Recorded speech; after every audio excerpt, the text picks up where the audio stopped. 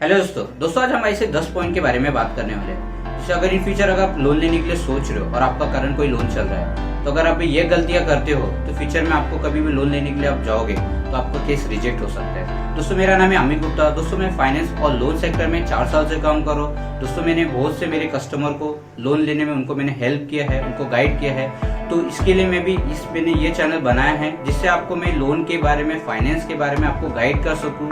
जो actual market में या प्रैक्टिकली जो बोल सकते हो वो इस वीडियो में मैं आपको बताने वाला हूँ। चलिए फिर देखते हैं।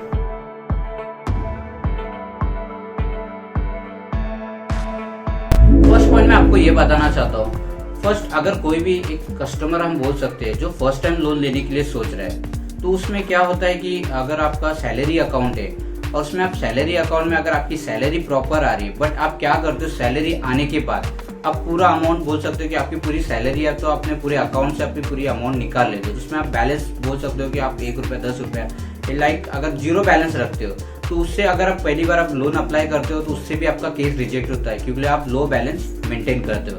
तो बैंक को क्या लगता है अगर आप लो बैलेंस मेंटेन कर रहे हो तो आपको लोन देने में प्रॉब्लम हो सकती है, इसके लिए आपका केस रिजेक्ट होता है। First point. दूसरा पॉइंट हम ये बोल सकते हैं कि अगर आप लोन के लिए अप्लाई करते हो तो क्या करते हो कि मल्टीपल बैंक्स में आप इंक्वायरी कर लेते हो। मल्टीपल बैंक में इंक्वायरी करने की वजह से क्या होता है कि अगर आप जहाँ पे आपका अगर लोन हो सकता है वहाँ पे आपका केस जो है इंक्वायरी की वजह से उठ जाता है, कि बैंक को लगता है कि इन्होंने इतने बैंक में इंक्वायरी किया तो इनका केस में कुछ प्रॉब्लम होगा, इसके लिए वो आपका केस रिजेक्ट हो जाता है।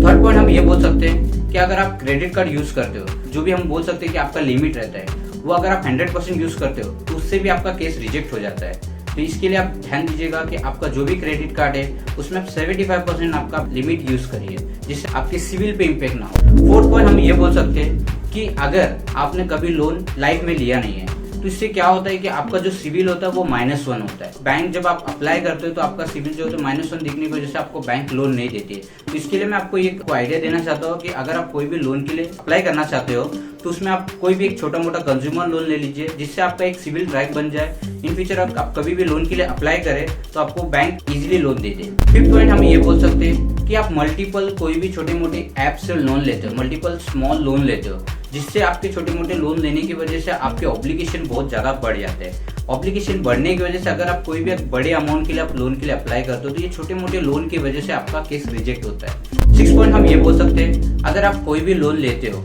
ठीक है, लाइक हम बोल सकते हैं कंज्यूमर लोन लेते हो, तो अगर उसमें भी आपका कुछ समझिए एक लेट पेमेंट हो गया या कोई पेमेंट आपका ओवरड्यू हो गया, आपने उसको निगलेक्ट किया, इन फ्यूचर वही पेमेंट आपको अगर फ्यूचर में आप कभी लोन के लिए अप्लाई करते हो तो वो ओवरड्यू की वजह से आपका केस रिजेक्ट हो जाता है। 7 पॉइंट हम ये बोल सकते हैं, अगर आप कोई भी लोन लेते हो या आपका कोई भी करंट लोन चल रहा है तो उसको कभी भी सेटलमेंट मत करिएगा, हो सके तो फुल पेमेंट करिए, क्योंकि सेटलमेंट करने से क्या होता है कभी भी आप लोन के लिए अप्लाई करोगे तो वो सेटलमेंट आपके सिविल में दिखेगा, जिससे आपका केस रिजेक्ट हो सकता है। एक पॉइंट हम ये बोल सकते हैं, अगर आपने कोई लोन लिया है और उसका आप पेमेंट जो है वो डिले कर रहे हो, भले आप पेमेंट फुल कर रहे हो, उसका पेमेंट आप कर रहे हो, उसको लोन भी क्लोज कर रहे हो, बट उसका जो पेमेंट है वो आप डिले कर रहे हो। इन फ्यूचर अगर आप कोई न्यू लोन के लिए अप्लाई करने जाते हो तो बैंक क्या करती है, आपका सिविल देखती है, सिविल हिस्ट्री देखती है, जिसमें आपकी बहुत सारे लोन को देखती है, जिसमें आपने बहुत सारे लेट पेमेंट किए, उसकी वजह से आपका केस रिजेक्ट हो सकता है। इसके लिए मैं आपको सजेस्ट करना चाहता हूँ कि आप जो भी लोन लेते हो उसको प्रॉपर पेमेंट करिए, टाइम टू टाइम करिए,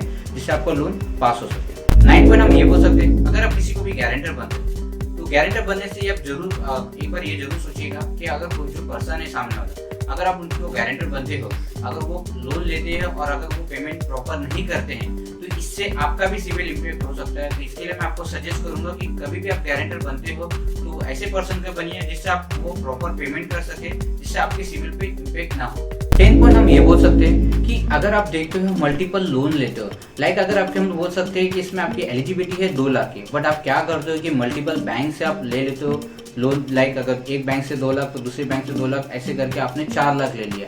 अगर आपको कोई सजेस्ट करता है कि सर आप लोन ले लीजिए, इन फ्यूचर आप 6 महीने के बाद उसको बीटी कर सकते हो, तो ये गलत है, क्योंकि आपकी एलिजिबिलिटी है 2 लाख की और आप ले रहे हो 4 लाख। अगर कोई बैंक में अगर आप ट्रांसफर करने जाओगे तो वो ट्रांसफर नहीं होगा। तो ये भी आप ध्यान दीजिएगा, क्योंकि मल्टीपल लोन लेने से या ऑब्लिगेशन आपके ऊपर ज्यादा होने से उससे भी आपका केस रिजेक्ट होता है। ये 10 पॉइंट जो मैंने आपको बताया है, ये मैंने रियल एक्सपीरियंस आपको बताया है। जो भी मेरे पास कस्टमर है ऐसे ही उनको प्रॉब्लम्स आते थे, तो इसके लिए मैं आपको सजेस्ट करना चाहता हूँ कि आपको मैंने जो 10 पॉइंट बताए हैं इसको ध्यान में रख के ये गलतियां ना करिएगा कि इन फ्यूचर अगर आप कोई भी लोन के लिए अप्लाई करें तो आपको लोन लेने में प्रॉब्लम ना है। तो ये पॉइंट को जरूर ध्यान रखिएगा। धन्यवाद दोस्तों।